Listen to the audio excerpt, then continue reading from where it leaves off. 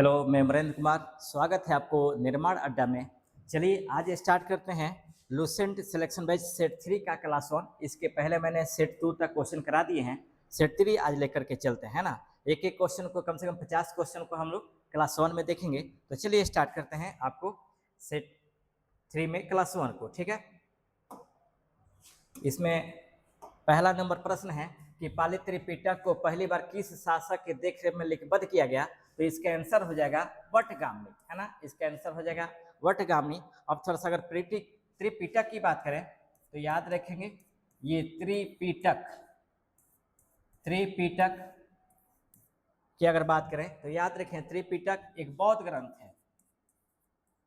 ये बौद्ध ग्रंथ है और इनकी जो भाषा है, भाषा आपको पाली है और इनकी जो कुल संख्या है, ये कुल संख्या है आपको 3 देखेंगे, जिसमें पहला नंबर है सुत्त पिटक, दूसरा है आपका विनय पिटक और तीसरा है आपका अभिधम पिटक। अभिधम पिटक ध्यान देंगे, पहले की रचना किया था आनंद ने, दूसरे की रचना किया था उपाली ने और तीसरा का रचना किया था अभिधम मोगलीपुत्तिस ने। मोगलीपुत्तिस ने इसकी रचना की थी। अब थोड़ा सा ध्यान देंगे, सुत्त पिटक की बात करें तो याद रखेंगे सुत्त पिटक में बौद्ध धर्म के उपदेशों का वर्णन मिलता है। विनय पिटक में बौद्ध धर्म के भिक्षु और भिक्षुओं के उनके आचार नियम का उल्लेख मिलता है और अभिधम पिटक में आपको बौद्ध दार्शनिकों के सिद्धांतों का उल्लेख मिलता है। तो इसमें इतना जानना होगा, है ना। फिर आगे बढ़ते हैं 2 नंबर कि ललित बिस्तर के संबंध में सही तथ्य कौन सा है। तो याद रखेंगे यह एक पाली भाषा में लिखा गया, गलत है। यह मूल रूप से हीनयान के सरस्वती समुदाय का ग्रंथ है, यही सही है ना, यानी बी नंबर आंसर होगा। आप थोड़ा सा ध्यान देंगे, ललित बिस्तर, ललित बिस्तर है ना, ललित बिस्तर की जो रचना किया था वह आपको हरिभद्र ने किया था, है ना। इसकी रचना हरिभद्र ने किया था और इसमें महात्मा बुद्ध के जीवन का वर्णन इसमें किया गया है। महात्मा बुद्ध के जीवन का वर्णन किया गया है और याद रखेंगे इसी ललित विस्तार पर आपको आधारित है आपको लाइट ऑफ एशिया, इसी पे आधारित है आपका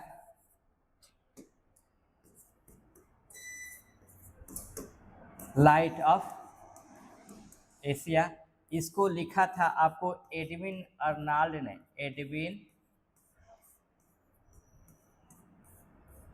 ने इस पुस्तक को लिखा था। तो समझेंगे महात्मा बुद्ध के जीवनी जो लिखा गया था वो लाइट ऑफ एशिया के नाम से लिखा गया था और इसको लिखा था एडविन अर्नाल्ड ने। ये लाइट ऑफ एशिया है वह ललित विस्तार पर आधारित है। इसी से आगे एक और आता है जातक कथाएं। तो जातक कथाओं से महात्मा बुद्ध के पूर्व जन्मों की कहानी मिलती है। ललित विस्तार से महात्मा बुद्ध के वर्तमान जीवन का वर्णन मिलता है और इस ललित बिस्तर पर ही आधारित है लाइट ऑफ एशिया, जिसको लिखा था एडविन अर्नाल्ड ने, ठीक ना। तो आपको इसके विषय में मैंने बताया, है ना। अब आगे चलते हैं 3 नंबर प्रश्न है कि खुदक निकाय का महत्व इसलिए है क्योंकि याद रखेंगे यह आपको जातक कथाओं, इसमें जातक कथाएं, धम्मपद और थेरी गाथा का संकलन है। याद रखेंगे ये जो खुदक निकाय है, खुदक निकाय है, ये आपको सुत्त पिटक का अंग है, सुत्त पिटक का अंग है ना। और इसी से आपको जातक कथाओं का वर्णन मिलता है। उसके बाद हम बात करते हैं चौथा नंबर 5वीं शताब्दी में श्रीलंका के शासक महानामा के शासन काल में विशुद्धि मग की रचना किसने की थी। विशुद्धि मग की रचना किसने की थी। तो याद रखेंगे इसकी रचना किया था आपको, विशुद्धि मग की जो रचना की थी वह रचना किया था आपको बुद्ध घोष ने, है ना। इसकी रचना किया था बुद्धघोष ने, ये ध्यान देना होगा, ठीक है। बुद्धघोष ने इसकी रचना की थी, है ना। अश्वघोष की अगर बात करें तो याद रखेंगे अश्वघोष ने 4 ग्रंथों की रचना की थी, जिसमें पहला है आपका सारीपुत्र प्रकरण, सारीपुत्र प्रकरण। दूसरा रचना किया था सौंदरानंद, और तीसरा रचना किया था वज्र सूची, और चौथा नंबर इसने रचना किया था आपको बुद्ध चरित्र। इन्होंने 4 ग्रंथों की रचना की थी, सारीपुत्र प्रकरण, सौंदरानंद, वज्र सूची और बुद्ध चरित्र। और इसी बुद्ध चरित्र को बौद्ध धर्म का रामायण कहा जाता है ना, बौद्ध धर्म का रामायण कहा जाता है, तो ये देखना होगा। उसके बाद आपको 5 नंबर प्रश्न है कि भारतीय बौद्ध भिक्षु संघभूति के बारे में निम्नलिखित में से क्या सत्य है। तो इन्होंने 4वीं शताब्दी के अंत में चीन की यात्रा की और सर्वास्तिवाद का विनय पर भविष्य लिखा था, है ना, भाष्य लिखा था। तो 5 का नंबर ए हो जाएगा, 5 नंबर का आंसर ए हो जाएगा। उसके बाद 6 नंबर है महाबोधि मंदिर के वर्तमान स्वरूप के संदर्भ में मंदिर के भीतर वालों दीवालों में स्थापित प्रतिमाएं किस काल में बनाई गई थी। तो याद रखेंगे ये पाल राजाओं के शासन काल यानी 8वीं शताब्दी में बनाई गई थी, ये ध्यान देना होगा। उसके बाद है आपका 7 नंबर विश्व दुखों से भरा है, बुद्ध का यह सिद्धांत किस प्राचीन ग्रंथ से है। तो याद रखेंगे ये उपनिषद से। दुखों के निराकरण के लिए बुद्ध ने 4 आर्य सत्य को दिया था, 4 आर्य सत्य को दिया था, है ना, दुखों के निराकरण के लिए। और दुखों के निराकरण के लिए इन्होंने अष्टांगिक मार्ग दिया था। बुद्ध धर्म से संबंधित, अगर बौद्ध धर्म से संबंधित सिद्धांतों की बात करें तो पहला नंबर है आपको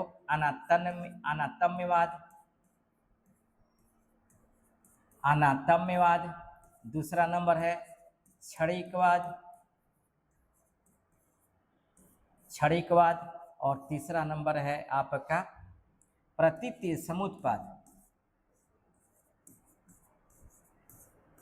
समुत्पाद। याद रखेंगे ये जो तीनों सिद्धांत है ये आपको बौद्ध धर्म से संबंधित है, बौद्ध धर्म से संबंधित है। इसके बाद आगे बढ़ते हैं। 8वां नंबर प्रश्न है कि निम्नलिखित में से कौन सी रचना अश्वघोष ने नहीं की थी।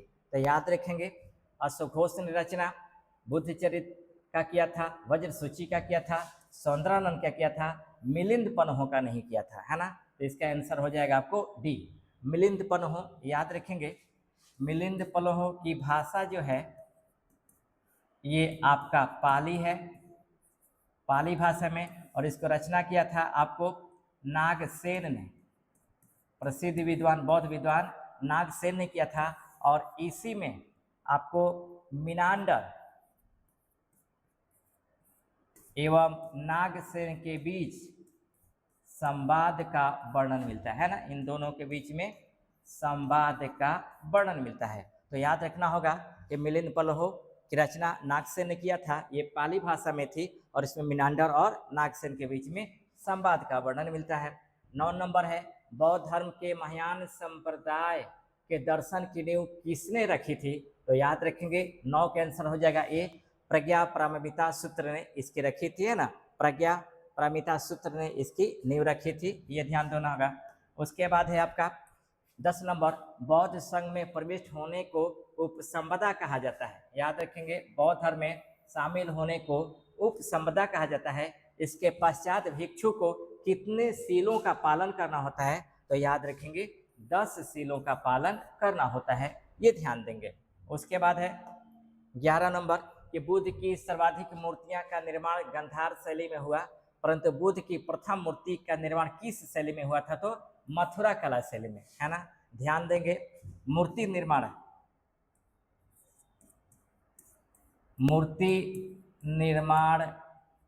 कला,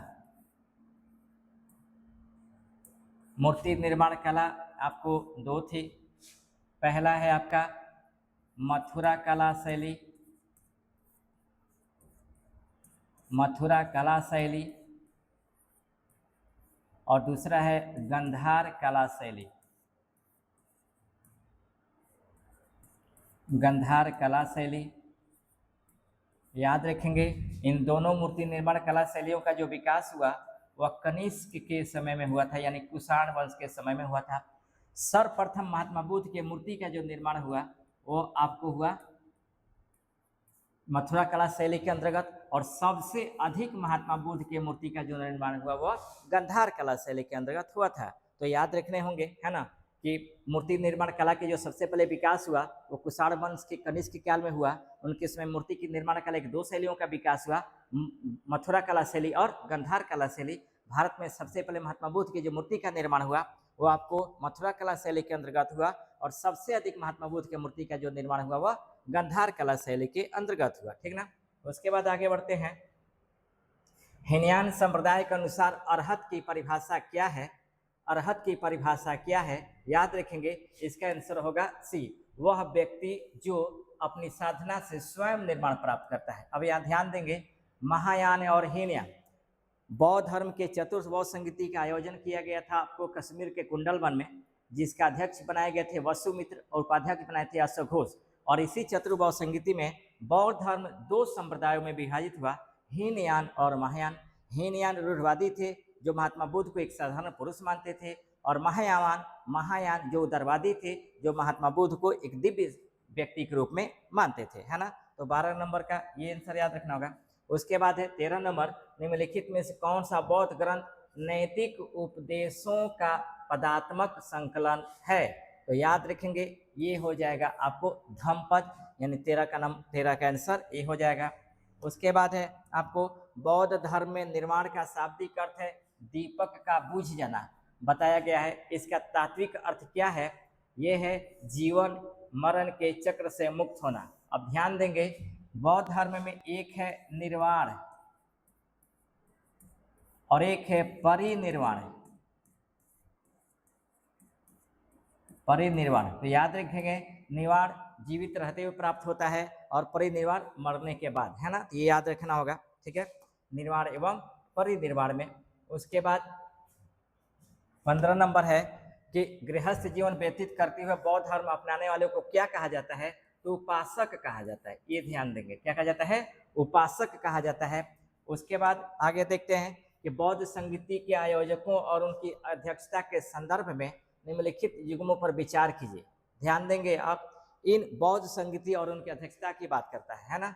तो पहला नंबर, प्रथम बौद्ध संगीति का आयोजन किया गया था आपको राजगृह में,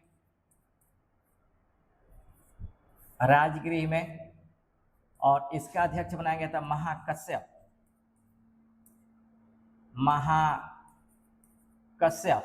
दूसरे बौद्ध संगीति का आयोजन किया गया था वैशाली में, और इसका अध्यक्ष बनाए गए थे सब्बा कमीर। तीसरा बौद्ध संगीति का आयोजन किया गया था पाटलिपुत्र में, और इसका अध्यक्ष बनाया गया था मोगलीपुत्तिस को।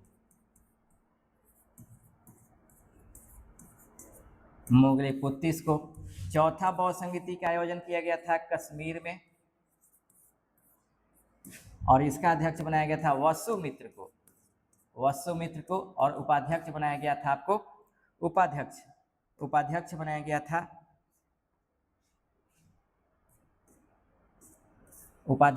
था अश्वघोष को। राजगृह में जो प्रथम बौद्ध संगीति का आयोजन किया गया, इस समय का शासक था अजातशत्रु। दूसरे बौद्ध संगीति का अध्यक्ष किसमें शासक था?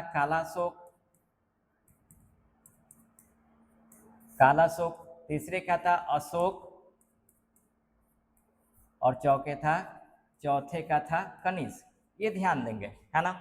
प्रथम बौद्ध संगीति का आयोजन किया गया था 483 ईसा पूर्व में। द्वितीय बौद्ध संगीति का आयोजन किया गया था 383 ईसा पूर्व में। तीसरे बौद्ध संगीति का आयोजन किया गया था 255 या 251 ईसा पूर्व में, और चतुर्थ का किया गया था ईस्वी की प्रथम शताब्दी में, है ना। तो ये ध्यान दूंगा। अब इसमें मिलाना होगा कि प्रथम बौद्ध संगीति अजातशत्रु महाकश्यप, सही है। द्वितीय संगति कलाशोक सवाकमीर, सही है। तृतीय बहुसंगति अशोक वसुमित्र, गलत है। चतुर्थ बहुसंगति कनिष्क मुगलपुतिस, गलत है। यानी आंसर होगा 1 और 2, यानी ए नंबर आंसर इसका हो जाएगा, ठीक ना। इसके अलावा हम देखते हैं आगे कि 17 नंबर, हीनयान और महायान के अंतर के संदर्भ में निम्नलिखितों पर विचार किए। हीनयान में धार्मिक ग्रंथ पाली भाषा में है, जबकि महायान संस्कृत भाषा में, गलत है। हीनयान बुद्ध को एक साधारण मानव मानता है, जबकि महायान उन्हें एक दिव्य प्राणी मानता है, सही है। महायान का लक्ष्य व्यक्तिगत निर्वाण है, जबकि हीनयान का लक्ष्य बोधित्व है, गलत है ना। यानी इसका आंसर हो जाएगा आपको, इसका आंसर हो जाएगा आपको इसका आंसर हो जाएगा हीनयान धार्मिक पाली भाषा में, हीनयान में धार्मिक ग्रंथ पाली भाषा में है, जबकि महायान संस्कृत भाषा में, सही है। समझ आते हैं, ये आपका ध्यान देंगे, ये सही है। यानी आंसर 1 और 2 हो जाएगा, 1 और 2, यानी बी नंबर आंसर हो जाएगा, ठीक ना।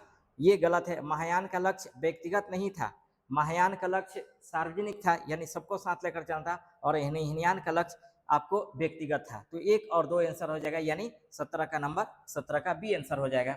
उसके बाद है 18, उसके बाद है आपका 18 नंबर, बौद्ध धर्म के सिद्धांतों के संदर्भ में निम्नलिखित कथनों को जांचें। बौद्ध धर्म में आत्मा की परिकल्पना नहीं की गई है, सही बात है।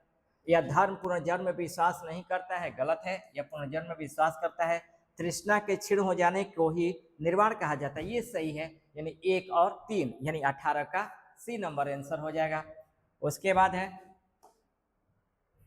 19 नंबर, अष्टांगिक मार्ग और 4 आर्य सत्य के संबंध में विचार करें। दुख निरोध गामिनी प्रतिपदा चौथा आर्य सत्य है, सही है। सम्यक व्यायाम और सम्यक समाधि अष्टांगिक मार्ग के अंग है, ये भी सही है। बुद्ध के अनुसार अष्टांगिक मार्ग का पालन करने से भव तृष्णा नष्ट हो जाता है, ये भी सही है। यानी इसका आंसर होगा 1 2 3। देखिएगा ये सभी स्टेटमेंट बेस्ड क्वेश्चन है, और इन स्टेटमेंट बेस्ड क्वेश्चन सबसे इंपॉर्टेंट है दरोगा और बीपीएससी के लिए, तो ये आपको ध्यान में देना होगा। उसके बाद 20 नंबर प्रश्न है कि 10 शील के अनुपालन के संदर्भ में निम्नलिखित कथनों पर विचार कीजिए, है ना। अहिंसा, सत्य और औस्तेय का पालन सभी के लिए अनिवार्य था, सही है। नृत्य ज्ञान से दूर रहना और धन संचय न करना केवल गृहस्थों के लिए अनिवार्य था, गलत है। गृहस्थों के लिए केवल प्रथम 5 शील अनिवार्य थे, ये सही है। यानी 20 का आंसर होगा 1 एवं 3, यानी आंसर हो जाएगा बी। 20 का नंबर, 20 का बी आंसर हो जाएगा। उसके बाद है आपका 21 नंबर, मिलान करना है एक दूसरे को। जैसे उत्तरापथ, तो उत्तरापथ की राजधानी तक्षशिला है, अवंती की राजधानी उज्जैनी है, कलिंग की राजधानी तोसली है, और दक्षिणापथ की राजधानी आपको सुवर्णगिरी है। यानी आंसर हो जाएगा आपको C D A B, C D A B, यानी इसका आंसर हो जाएगा बी, है ना। 21 का बी नंबर आंसर हो जाएगा, ठीक है। उसके बाद है आपको 22 नंबर, ये भी मैच करना है। पहला शिलालेख पशु बलि से संबंधित है। 5वां शिलालेख धाम महामात्रों के नियुक्ति से संबंधित है। 13वां शिलालेख कलिंग युद्ध का वर्णन करता है, और दूसरा शिलालेख आपको मनुष्य एवं पशु का चिकित्सा का वर्णन करता है। यानी BCAD हो जाएगा, BCAD, यानी 22 का ए नंबर आंसर हो जाएगा। उसके बाद है आपका मिलान करना है, ये भी बिंदुसार का उपाधि अमित्रघात है। चंद्रगुप्त मौर्य इन्हें 500 हाथी सेल्यूकस को उपहार दिया था। अशोक का उपाधि आपको देवनाम प्रियदर्शी है, और मखली गोसाल आपको आजीवक संप्रदाय के संस्थापक है। यानी आंसर हो जाएगा ABDC, ABDC, है ना। यानी BABADC, है ना, BADC आंसर हो जाएगा, यानी ए नंबर हो जाएगा, बी नंबर सही, 23 का बी नंबर। अब थोड़ा सा ध्यान देंगे, बात करते हैं बिंदुसार, याद रखेंगे वायु पुराण में बिंदुसार को भद्रसार कहा गया है। जैन ग्रंथ में बिंदुसार को सिंह सेन कहा गया है। सिंह कहा गया है। और आपको यूनानी स्रोतों में बिंदुसार को अमित्रघात कहा गया है, अमित्रघात कहा गया है, ये याद रखेंगे, ठीक ना। अमित्रघात का है, अमित्रघात का मतलब होता है शत्रुओं का नाश करने वाला। अगर हम चंद्रगुप्त मौर्य की बात करें तो चंद्रगुप्त मौर्य और सेल्यूकस निकेटर के बीच में युद्ध हुआ था 305 ईसा पूर्व में, जिसका वर्णन किया था एपियानस नामक विद्वान में। इस युद्ध में सेल्यूकस निकेटर की हार होती है, तो हार के बाद दोनों के बीच वैवाहिक संबंध स्थापित होते हैं। और इसी वैवाहिक संबंधों में शर्त होती है कि शर्तों में होता है कि सेल्यूकस निकेटर अपनी पुत्री कार्नेलिया या हेलन का विवाह चंद्रगुप्त मौर्य से करता है और बदले में 4 प्रांत को दहेज में देता है, एरिया, अराकोसिया, जेड्रोसिया और पेरिस्पेनिस दाई को देता है। इसके अलावा एक राजदूत मेगास्थनीज को चंद्रगुप्त मौर्य के दरबार में भेजता है और बदले में चंद्रगुप्त मौर्य के द्वारा सेल्यूकस निकेटर को 500 हाथी उपहार स्वरूप दिए जाते हैं, है ना। तो इसे याद रखना होगा। मखली गोसाल की बात करें तो आजीवक संप्रदाय के संस्थापक थे। बिंदुसार के दरबार में आजीवक संप्रदाय के आचार्य पिंगल वत्स निवास करते थे, जिन्होंने भविष्यवाणी की थी कि बिंदुसार के बाद अगला जो राजा बनेगा मौर्य वंश का वो अशोक बनेगा, ठीक ना। तो इतना ध्यान में देना होगा। 24 नंबर है, ये भी मैच करना है, डायमेकस। अच्छा, इसमें सही चुनना है कि सही कौन है। तो डायमेकस अशोक के दरबार में गलत है, डायनोसियस बिंदुसार के दरबार में, ये सही है, यानी 24 का बी नंबर आंसर हो जाएगा। ध्यान देंगे, डायमेकस और डायनोसियस ये दोनों बिंदुसार के दरबार में आए थे।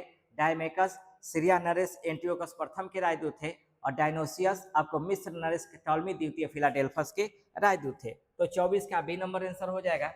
उसके बाद हम बात करते हैं 25 नंबर में, ये भी आपको मिलान करना है। ये अशोककालीन प्रमुख अभिलेख हैं। धौली एवं जौगढ़ ये दोनों अभिलेख ओडिशा में स्थित है। सोपारा ये महाराष्ट्र में स्थित है। मास्की ये कर्नाटक में स्थित है और भाबरू ये राजस्थान में स्थित है ना, राजस्थान में स्थित है। यानी आंसर हो जाएगा आपका बी डी ए सी, यानी 25 का ए आंसर हो जाएगा। उसके बाद हम आगे बात करते हैं 26 नंबर में, मेगास्थनीज की इंडिका के अनुसार मौर्यकालीन पाटलिपुत्र नगर के भवनों के संबंध में कौन सा कथन सही है। याद रखेंगे, राजा का महल पूर्णतः पत्थरों से बना था, गलत। 2 और 3 मंजिल वाले घर पक्की ईंटों के बने थे, गलत। राजा का महल काठ यानी लकड़ी का बना था, जिसे पत्थर की नक्काशी से अलंकृत किए गए थे, ये सही है। आप ध्यान देंगे, भारत में 2 जगह लकड़ी का महल है। एक जगह है आपका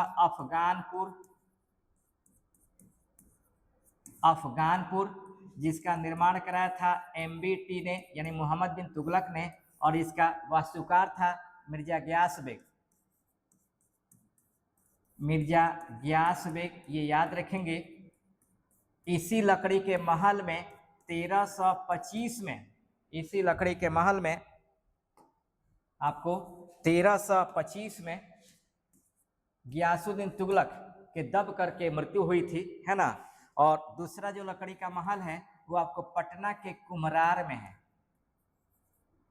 पटना के कुम्हरार में है। और इसका जो निर्माण किया था वो आपको चंद्रगुप्त मौर्य ने किया था, चंद्रगुप्त मौर्य ने इसकी रचना की थी। अब यहाँ ध्यान देंगे, इस कुम्हरार में चंद्रगुप्त मौर्य के द्वारा बनाया गया जो लकड़ी का महल है, इसका नाम है राजा प्रसाद, इसका नाम है राजा प्रसाद। और याद रखेंगे, अब ये प्रश्न पूछे कि भारत में राजा प्रसाद कितने हैं, तो 2 हैं, है ना। पहला घोड़ा है जो महाराणा प्रताप का है और दूसरा आपका लकड़ी का महल है ना। तो इतना याद रखना होगा।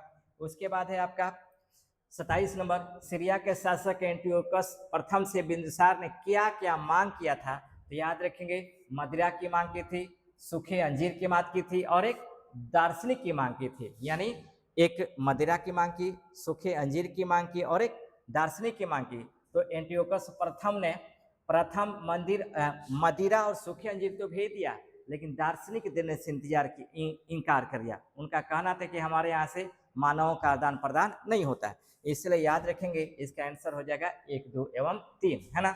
उसके बाद हम बात करते हैं अशोक के किस अभिलेख शिलालेख में भेरी घोष की जगह धाम घोष की घोषणा की गई है। इसका आंसर होगा चौथा शिलालेख, यानी 28 का बी नंबर आंसर होगा।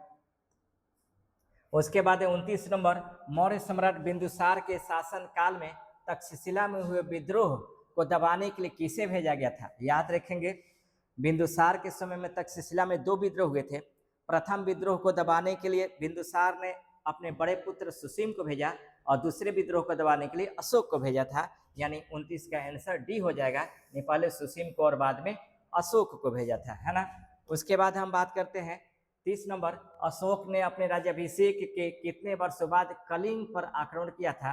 तो याद रखेंगे 8वें वर्ष बाद, है ना, 8वें वर्ष बाद। यहाँ याद रखेंगे अशोक 273 ईसा पूर्व में गद्दी पर बैठा और गद्दी पर बैठने के 4 वर्ष बाद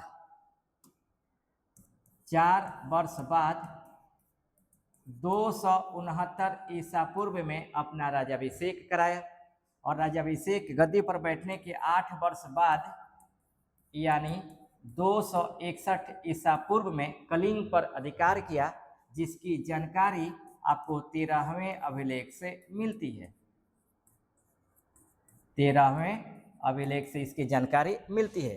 तो 30 का क्वेश्चन का आंसर हो जाएगा आपको बी। उसके बाद है 31 नंबर, अशोक का नाम अशोक निम्नलिखित में से किस अभिलेखों में मिलता है? ध्यान देंगे, अशोक के स्पष्ट नाम का उल्लेख अशोक के 4 अभिलेखों में मिलता है, मास्की, गुर्जरा, नेतुर और उदयगोलम, है ना। तो आपको आंसर हो जाएगा 31 का बी। अब देखेंगे प्रश्न आ जाए कि अशोक के अभिलेखों को सबसे पहले किसने खोज किया था? तो अशोक के अभिलेखों का खोज किया था टी पैंथलर ने। टी पैंथलर ने किया था, आपको टी पैंथलर ने किया 1750 में, है ना, 1750 में किया। और सर्वप्रथम इनके अभिलेख को जो पढ़ा था वो पढ़ा था 1837 में जेम्स प्रिसेप ने। जेम्स प्रिसेप ने पढ़ा था, ये ध्यान देना होगा, है ना। उसके बाद आगे बढ़ते हैं। क्वेश्चन है कि मेगास्थनीज के अनुसार सम्राट के अंगरक्षक किस जानवर पर सवार होकर रहते थे जो सोने और चांदी से अलंकृत होते थे? इसका आंसर हो जाएगा हाथी, है ना। ये मेगास्थनीज के द्वारा ये वर्णन किया गया है। मेगास्थनीज के संदर्भ में बात करें तो याद रखेंगे मेगास्थनीज भारत आने वाला प्रथम यूरोपीय राजदूत था। यह सेल्यूकस निकेटर का राजदूत था और चंद्रगुप्त मौर्य के दरबार में आया था। इसके द्वारा लिखा गया पुस्तक का नाम है इंडिका और इंडिका का अंग्रेजी अनुवाद मैक्रिंडल महोदय ने किया था। मेगास्थनीज ने भारतीय समाज को 7 वर्गों में विभाजित किया है ना, यह भी याद रखना होगा। 33 नंबर है, निम्नलिखित में से किस स्रोत में बिंदुसार को भद्रसार या वारिसार कहा गया है? अभी मैंने बताया, आंसर होगा इसका सी, वायु पुराण, है ना। तो वायु पुराण में इन्हें भद्रसार के नाम से जाना जाता है। उसके बाद है 34 नंबर, अशोक के 13वें शिलालेख में वर्णित 5 यवन राजाओं के संदर्भ में क्या सही है? अशोक ने उनसे युद्ध किया था, गलत। अशोक ने वहां धर्म प्रचारक भेजे थे, ये सही है ना। आपको 34 का बी नंबर आंसर हो जाएगा। उसके बाद है आपका 35 नंबर, बिंदुसार किस संप्रदाय का अनुयायी था? याद रखेंगे आजीवक संप्रदाय का अनुयायी था और इनके दरबार में आजीवक संप्रदाय के आचार्य पिंगलवत्स निवास करते थे। पिंगलवत्स निवास करते थे, ये ध्यान देना होगा, है ना। उसके बाद आगे है पाटलिपुत्र के बारे में मेगास्थनीज के विवरण के अनुसार नगर के प्राचीर में कितने बुर्ज और द्वार थे? तो 570 बुर्ज और 64 द्वार थे, ये ध्यान देंगे, है ना। ये यानी 36 का डी नंबर आंसर हो जाएगा। उसके बाद है आपका किस बौद्ध भिक्षु ने अशोक को बौद्ध धर्म में दीक्षा दी थी? तो याद रखेंगे इसका आंसर है उपगुप्त, है ना। उपगुप्त ने दीक्षित किया था, है ना। हालांकि यहाँ ये भी याद रखेंगे महात्मा अशोक को बौद्ध धर्म में दीक्षित करने वाले निगरोध भी थे और मुगलपुत्तिस भी थे, लेकिन सबसे जो साक्ष्य प्रमाण मिलता है वो आपका उपगुप्त का मिलता है। उसके बाद है आपका 38 नंबर, चंद्रगुप्त मौर्य ने अपने जीवन के अंतिम दिन कहाँ बिताए और किस विधि से प्राण त्यागे? ध्यान देंगे चंद्रगुप्त मौर्य अपने जीवन के अंतिम समय में अपने गद्दी को अपने पुत्र सिंह सेन के पक्ष में छोड़कर अपने जैन गुरु भद्रबाहु के साथ कर्नाटक के श्रवणबेलगोला में स्थित चंद्रगिरी पर्वत पर चले गए और वहीं पर सलेखना विधि के तहत अपने प्राण का त्याग किया। सलेखना विधि का मतलब होता है उपवास के द्वारा प्राण का त्याग, है ना। सलेखना विधि। जैन धर्म में सलेखना विधि का अर्थ होता है कि उपवास के द्वारा प्राण का त्याग, है ना। तो याद रखेंगे, इसका आंसर हो जाएगा आपको बी, शरणबिलोला में उपवास के द्वारा प्राण का त्याग किया। उसके बाद 39 नंबर है, राजगद्दी पर बैठने के समय अशोक कहाँ का राजपाल था? तो उज्जैन का राजपाल था, है ना, यानी अवंती का राजपाल था। गद्दी पर बैठने से पहले ये उज्जैन या अवंती के राजपाल थे। उसके बाद है 40 नंबर, अशोक के शिलालेखों में मनुष्य और पशु दोनों की चिकित्सा व्यवस्था का उल्लेख किस शिलालेख में मिलता है? तो इसका आंसर हो जाएगा दूसरा शिलालेख, है ना, दूसरा शिलालेख में इसकी जानकारी मिलती है। उसके बाद है बौद्ध स्तूपों के वर्गीकरण के संदर्भ में निम्नलिखित में से कौन सा सही सुमेलित नहीं है? तो शारीरिक स्तूप बौद्ध और अन्य धार्मिक व्यक्तियों के अवशेष है, सही है। पारिभोगिक स्तूप बुद्ध या उनके शिष्यों द्वारा उपयोग की गई वस्तुएं, ये भी सही है। उद्देशिका स्तूप यानी जीवन की घटनाओं की स्मृति में सही है, ये भी सही है। प्रतीकात्मक स्तूप यात्राओं के उपलक्ष्य या मन्नत के लिए, ये गलत है, यानी आंसर हो जाएगा 41 का डी नंबर। उसके बाद है आपका 42 नंबर, पाल राजवंश के शासनकाल में बंगाल में बौद्ध धर्म की किस शाखा के प्रभाव से तारा देवी की मूर्ति की पूजा लोकप्रिय हुई? ये हो जाएगा आपका वज्रयान, है ना, वज्रयान। ये आपको बौद्ध धर्म के संप्रदायों में ये भी है ना, 7वीं 8वीं शताब्दी में इसका उत्पन्न होता है और ये तंत्र विद्या और जादू टोना से रिलेटेड था, है ना। उसके बाद है आपका 43 नंबर, सूची सुमेलित करना है। ये प्रसिद्ध बौद्ध मठ है और इन प्रसिद्ध बौद्ध मठों को याद रखना होगा कि कौन सा बौद्ध मठ कहाँ कहाँ स्थित है। जैसे नामग्याल मठ, नामग्याल मठ स्थित है आपको हिमाचल प्रदेश में। तवांग मठ ये अरुणाचल प्रदेश में है। नाम रालिंग मठ ये आपको कर्नाटक में है और होमटेक मठ ये आपका सिक्किम में है, यानी 2 4 1 3 इसका आंसर हो जाएगा आपको 43 का ए, 43 का ए हो जाएगा। उसके बाद है आपका शैव धर्म के पाशुपत संप्रदाय के संबंध में निम्नलिखित कथनों पर विचार कीजिए। यह शैव का सर्वाधिक प्राचीन संप्रदाय है, सही बात है। इसके अनुयायियों को पंचार्थी कहा जाता है, ये भी सही है। इसके संस्थापक लकुलिस थे जिन्होंने शिव का अवतार माना जाता है, ये भी सही है, यानी 1 2 3 हो जाएगा। अब याद रखेंगे लकुलिस का जो जन्म हुआ था वह कायावारोहन में हुआ था, कायावारोहन में इनका जन्म हुआ था। कायावारोहन जो है वो आपका गुजरात में है ना, ये आपका गुजरात में है। उसके बाद 45 नंबर देखते हैं कि कर्नाटक के लिंगायत संप्रदाय के सामाजिक सुधारों के संदर्भ में कौन सा कथन असत्य है? याद रखेंगे, इन्होंने जातीय प्रथा का कड़ा विरोध किया, सही है। इन्होंने विधवा विवाह की अनुमति दी, सही बात है। इन्होंने उपवास और तीर्थ यात्रा जैसी प्रथाओं को अनिवार्य माना, ये गलत है, यानी 45 का आंसर आपको सी हो जाएगा, 45 का सी हो जाएगा। उसके बाद है 46 नंबर, निम्नलिखित में किस स्थान पर उत्तर प्रदेश का प्राचीनतम स्तूप स्थित माना जाता है? इसका आंसर हो जाएगा पिपराहवा, यानी 46 का सी नंबर आंसर हो जाएगा। उसके बाद है आपका 47, लिंग पूजा का प्रथम स्पष्ट वर्णन किस पुराण में मिलता है? तो मत्स्य पुराण में इसका उल्लेख मिलता है ना, मत्स्य पुराण में 47 का। उसके बाद 48 नंबर है कि महाराष्ट्र स्थित भाजा गुफाओं के संदर्भ में सही कथन की पहचान करें। याद रखेंगे यह महायान और बौद्ध धर्म से संबंधित है, गलत है। यहाँ बुद्ध की विशाल प्रतिमाएं उखेरी गई है, गलत है। यह हीनयान संप्रदाय से संबंधित कई स्तूप हैं, आपका यही सही है, यानी 48 का आपको सी हो जाएगा, 48 का सी हो जाएगा। उसके बाद है आपका 49 नंबर, बौद्ध धर्म को तिब्बत और भूटान में प्रसारित करने वाले पद्म संभव का संबंध किस झील से माना जाता है जहां उनकी विशाल मूर्ति स्थापित है? तो याद रखिए रिवालसर झील, हिमाचल प्रदेश, है ना, रिवालसर झील हिमाचल प्रदेश में स्थित है। उसके बाद है आपका 50 नंबर, अजंता की गुफा संख्या 1 में स्थित प्रसिद्ध पेंटिंग बोधिसत्व पद्मपाणि किस शताब्दी की मानी जाती है? तो 5वीं शताब्दी ईसा पूर्व की ये मानी जाती है, यानी 50 का आंसर सी हो जाएगा। तो इस तरह से हमने लुसेंट सेट 3 का 50 क्वेश्चन को मैंने डिस्कशन किया। नेक्स्ट क्लास में इसके बचे हुए 50 क्वेश्चन हम डिस्कस करेंगे।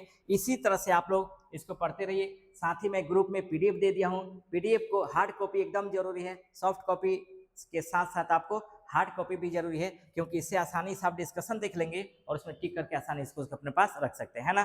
तो इसी तरह से आप क्लास को देखते रहिए, बाकी जो होगा एक से एक और भी जो चैप्टर होगा या उसको मैं लेते रहूंगा, ठीक ना। तब तक रहने देते नहीं, ओके, थैंक यू।